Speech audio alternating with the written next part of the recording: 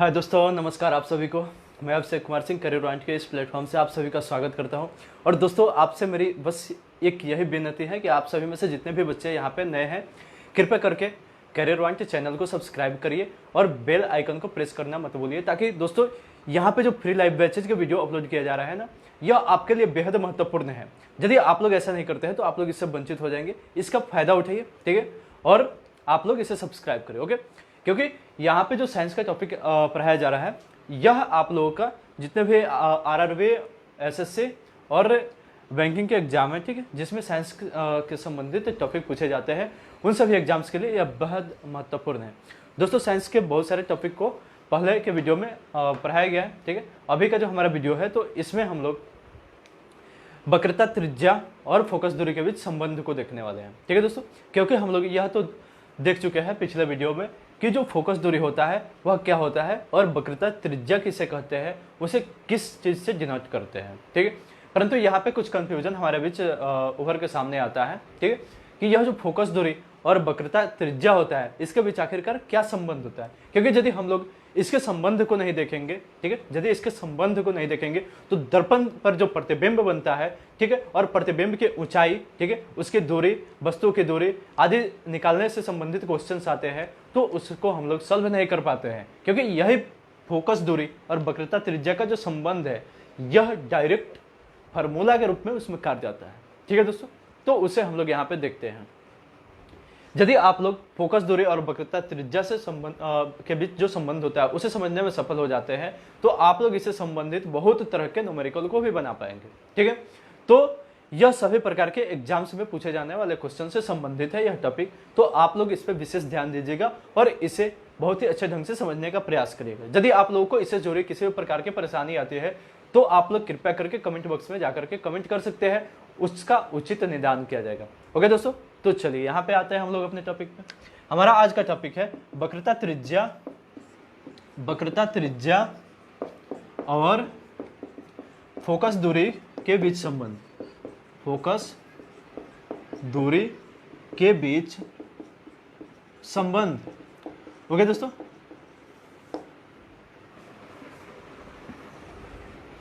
ध्यान दीजिएगा आप लोग।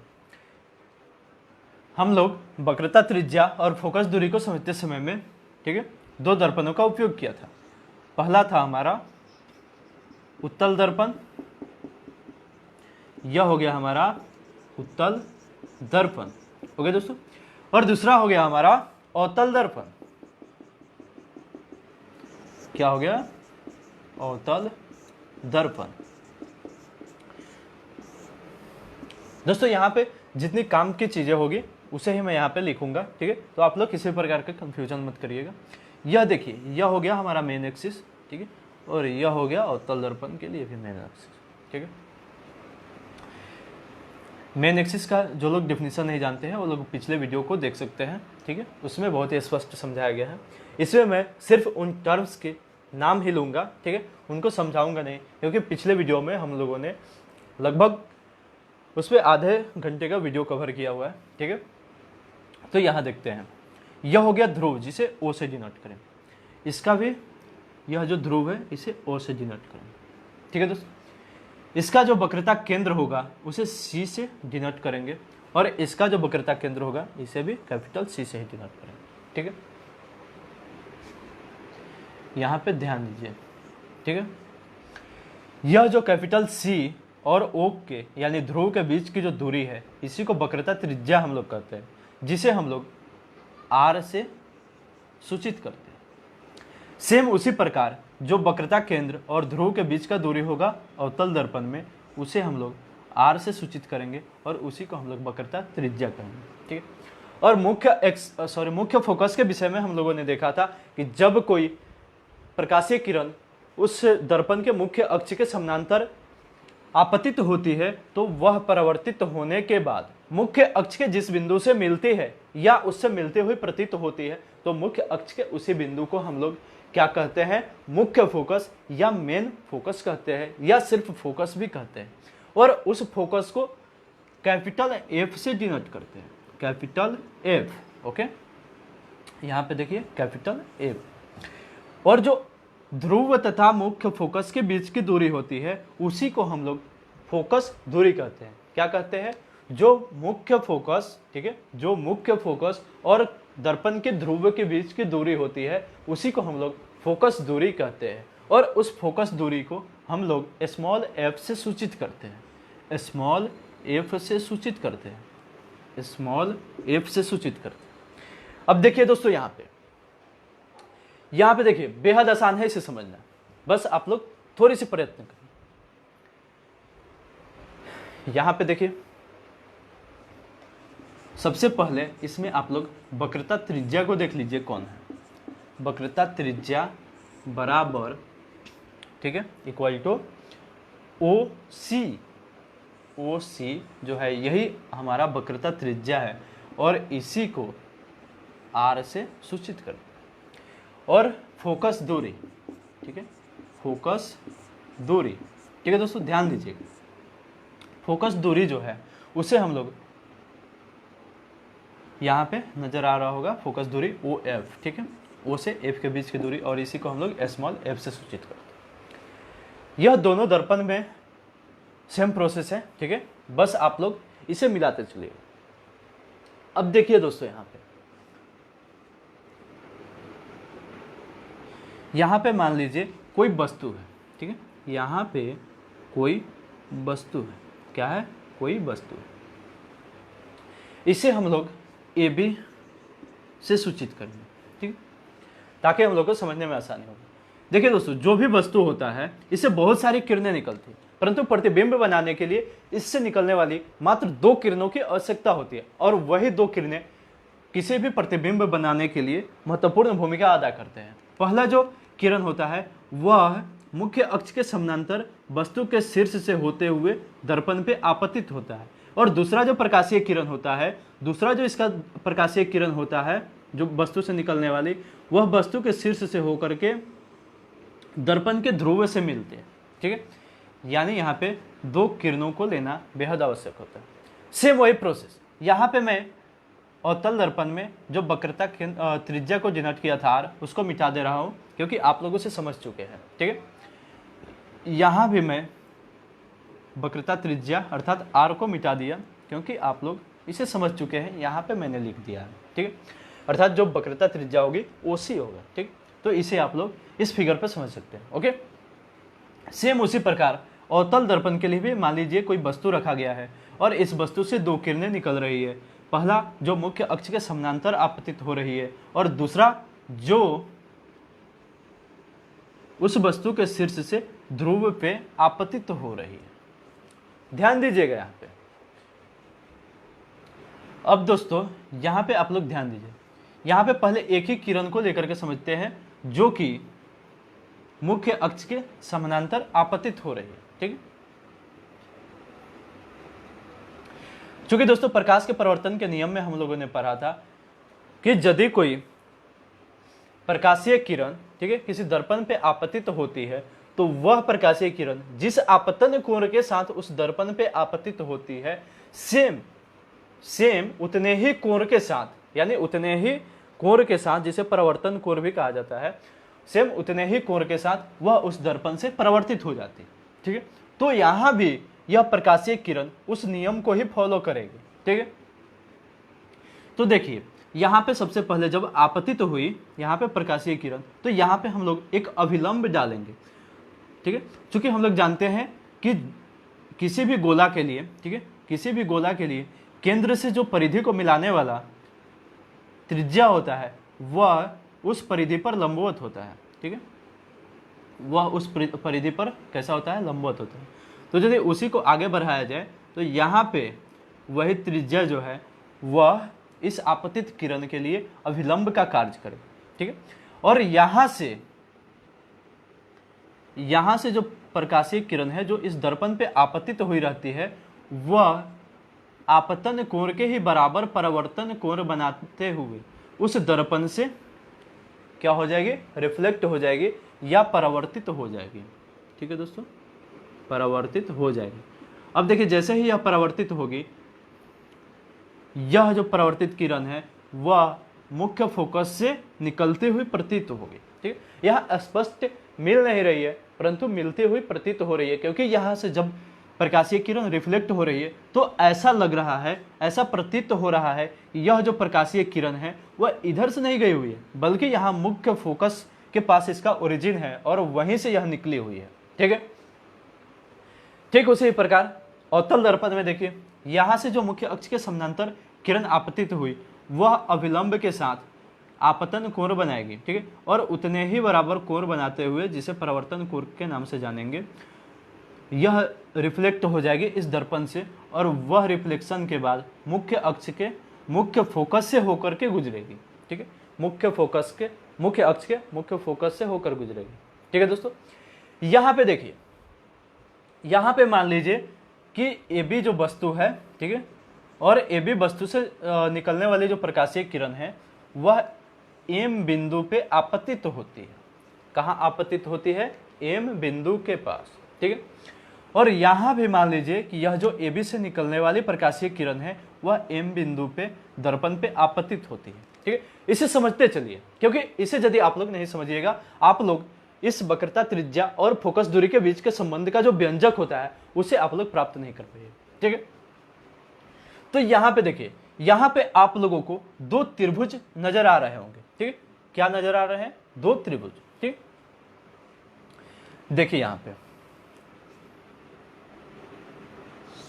सबसे पहले आप लोग एक बात को देखिए, यहाँ पे कुछ बातें आप लोगों को समझनी होगी। ठीक है, वह कौन सी मैं बता देता हूं। ठीक है,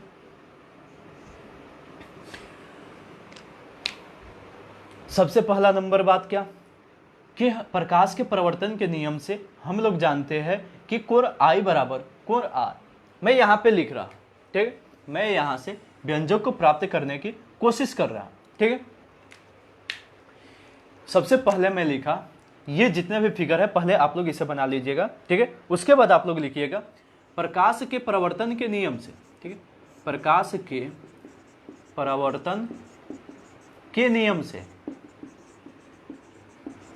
प्रकाश के परिवर्तन के नियम से कोण I बराबर कोण R।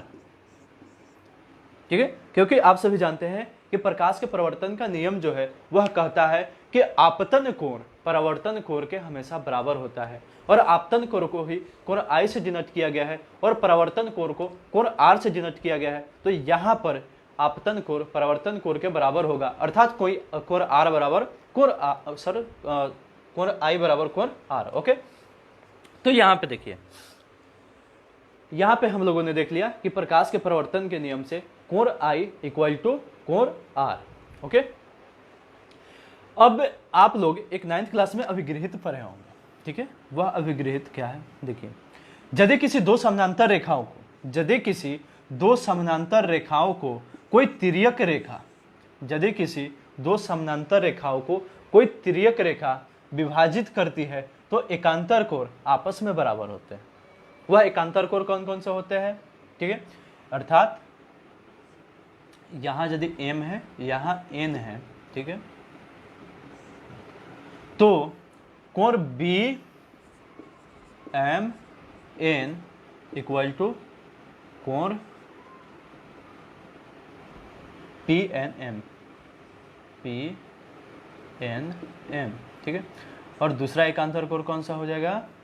तो कोण AMN इक्वल टू कोण QNM। ठीक है, अर्थात यदि किसी दो समानांतर रेखाओं को कोई तिर्यक रेखा विभाजित करती है तो वहां एकांतर कोण बराबर होता है। अर्थात यदि इस फिगर के लिए देखा जाए तो कोण BMN इक्वल टू कोण PNM। ठीक है, अर्थात BMN अर्थात ये वाला कोण किसके बराबर होगा? PNM, अर्थात इस वाले कोण को। ठीक है, उसी प्रकार कोण AMN इक्वल टू किसके होगा? कोण QN और M। तो यहाँ पे हम लोगों ने देखा कि यह अभिगृहित ही कहता है कि यदि दो किसी समानांतर रेखाओं को कोई तिर्यक रेखा विभाजित करती है, उसको प्रतिच्छेदित करते हुए गुजरती है, तो वहां पे एकांतर कोण आपस में क्या होंगे? बराबर होंगे। ठीक है, तो यहां पे देखिए मैंने पहले ही बताया कि वस्तु के शीर्ष से जो निकलने वाली प्रकाशीय किरण है वह मुख्य अक्ष के समानांतर है, ठीक है। और यहाँ पे जो परावर्तित किरण है, ठीक है, वह इन दोनों समानांतर रेखाओं के लिए तिर्यक रेखा का कार्य कर रही है, ठीक है। वह क्या कर रही है? तिर्यक रेखा का कार्य कर रही है। इतना ही नहीं, यहाँ पे जो लंब डाला गया है MC, ठीक है, जो अभिलंब का कार्य कर रहा है, यह भी इन दोनों समानांतर रेखाओं के लिए एक तिर्यक रेखा का कार्य कर रही है। और यदि, चूंकि यहां पे लिख दे रहा हूं, चूंकि AM समानांतर BO, ठीक है, AM समानांतर किसके है? BO एवं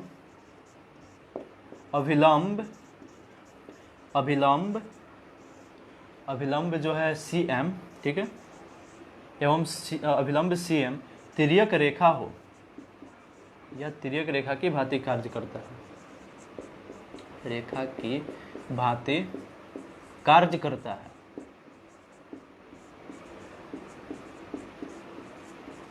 ठीक है। इसीलिए एकांतर कोण आपस में बराबर होंगे। तो देखिए यदि ये समानांतर रेखा हो गया दो AM और BO और उसमें तिर्यक रेखा हो गया CM, तो देखिए यहाँ पे एकांतर कोण कौन सा होगा? कोण I बराबर कोण MCO, ठीक है। तो उस स्थिति में कोण I बराबर कोण MCO, ठीक है दोस्तों। इसे यदि फर्स्ट इक्वेशन मान लेते हैं आप लोग, ठीक है, और इसे आप लोग सेकंड इक्वेशन मानते हैं, तो दोनों की यहाँ पे तुलना करिए। कोण I इक्वल टू किसके है? R का, और कोण I ही इक्वल टू किसका है? कोण MCO का। तो यहाँ से स्पष्ट हो जा रहा है कि LHS के बराबर, तो जो RHS है वह RHS के बराबर होगा। अतः समीकरण या इक्वेशन 1 तथा 2 से कोण R बराबर कोण MCO। अब देखिए दोस्तों, अब देखिए यहां पे क्या होता है। MCO जो मैंने यहां पे लिखा है उसे आप लोग MCF भी लिख सकते हैं, या कोण MCF। इसका कारण क्या है? क्योंकि यह जो CO रेखाखंड है इसी पे कौन स्थित है? F। तो बीच का भी भाग हम लोग ले सकते हैं क्योंकि कोण में यहाँ पे कोई परिवर्तन नहीं आ रहा है। ओके, तो अब देखिए यदि त्रिभुज MCF को देखा जाए, ठीक है, यहां देखिए, यहां पे आगे लिख देता हूं, यहां पे त्रिभुज MCF से, चूंकि आप लोगों ने देखा कि कोण R जो है कोण MCF के बराबर हो गया, यही ना।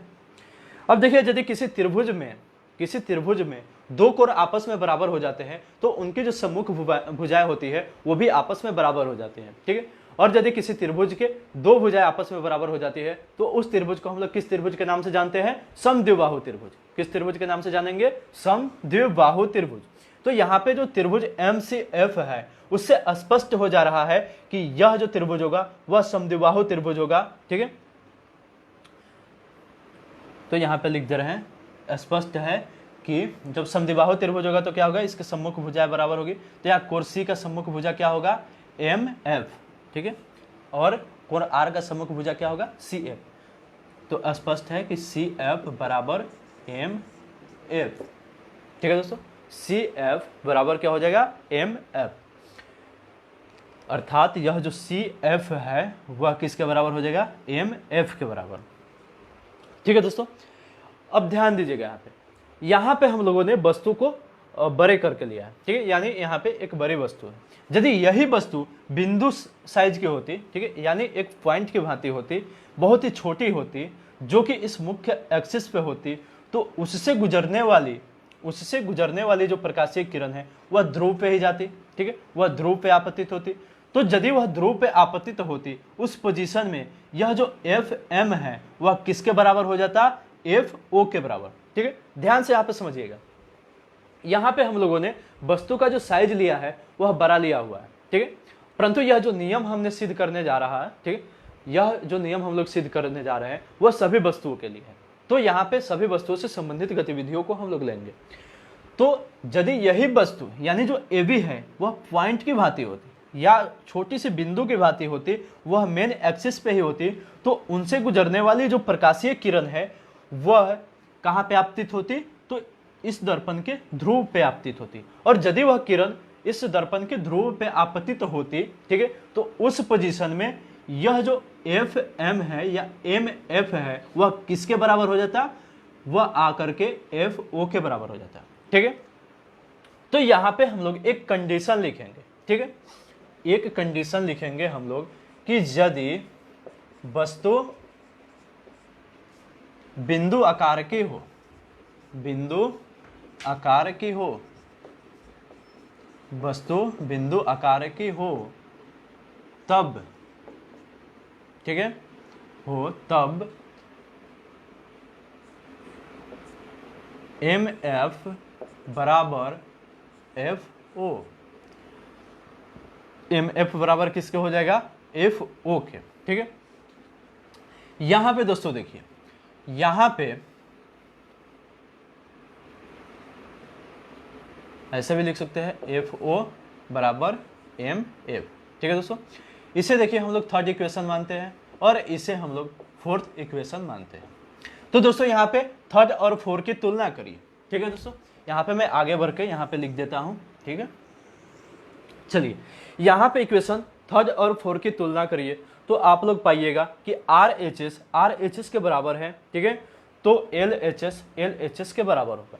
तो यहाँ पे हम लोग लिखेंगे कि समीकरण थर्ड तथा फोर्थ की तुलना से, ठीक है, क्या होगा, सी एफ बराबर एफ ओ। सी एफ किसके बराबर हो जाएगा, एफ ओ के बराबर हो जाएगा। और दोस्तों यहां पे ध्यान दीजिए, यहां पे ध्यान दीजिए, जो वक्रता त्रिज्या है, ठीक है, या जो सी है, सी को किससे डिनोट किया जाता है, सी ओ से। ठीक, क्योंकि जो सी से ओ के बीच की दूरी है वही वक्रता त्रिज्या है। ठीक है, और वक्रता त्रिज्या को, और यहाँ पे आर लिखना होगा। ठीक है, और वक्रता त्रिज्या को कैपिटल आर से डिनोट करते हैं। तो आर बराबर क्या होगा, सी ओ, या ऐसे भी लिख सकते हैं कि आर बराबर सी ओ, और सी ओ को दो भागों में विभाजित करके सी एफ और प्लस एफ ओ लिख सकते हैं, C O, C F plus F O. तो दोस्तों यहाँ पे आप लोग देखिए, यहाँ पे हम लोगों ने देखा था, ठीक है, इसे फिफ्थ इक्वेशन मान सकते हैं। ठीक है, यहाँ पे हम लोगों ने देखा इक्वेशन 5 से कि सी एफ बराबर एफ ओ है। तो यहाँ पे यह भी लिख सकते हैं, यहाँ पे यह भी लिख सकते हैं कि आर बराबर, ठीक है, आर बराबर सी एफ की जगह सिर्फ ओ एफ भी लिख सकते हैं या एफ ओ। ठीक है,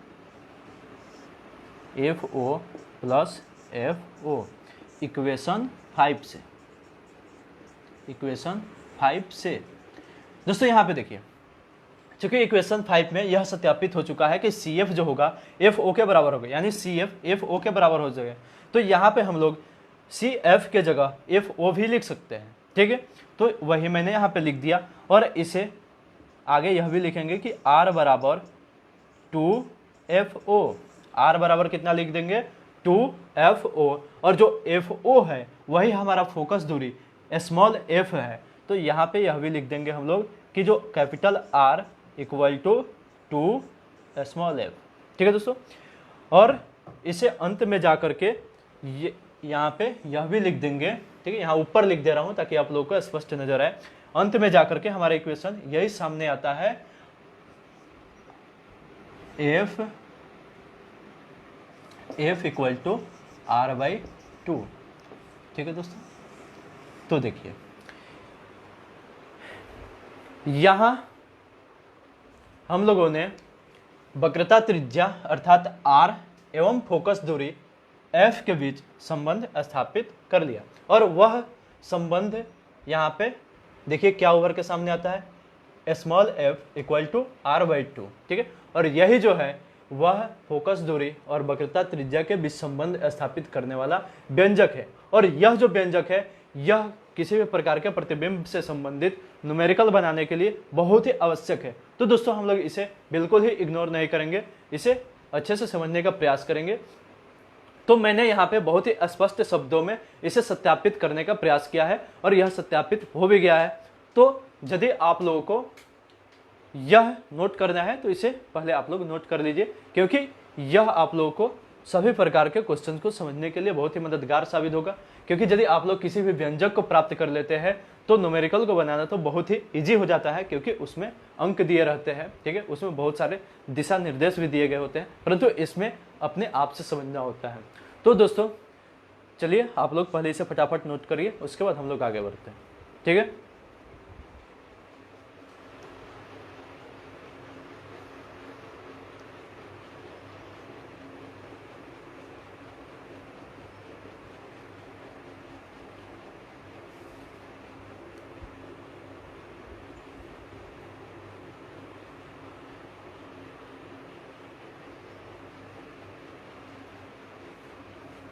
चलिए दोस्तों हम लोग यहाँ पे ज़्यादा समय नष्ट नहीं करेंगे, ठीक है।